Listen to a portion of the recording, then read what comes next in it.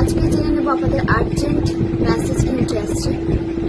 তো ফায়ার মানে আপনাদের ফায়ারি এনার্জিকে কেউ ইমব্যালেন্স করতে চাইছে, ওকে।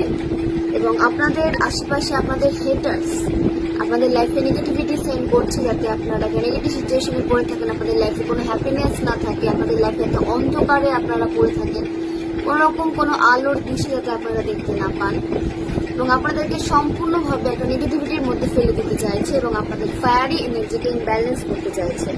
মুন ম্যাজিক করা হচ্ছে আপনাদের দিকে, আপনাদের মাইন্ডের সাথে এরা খেলতে চাইছে।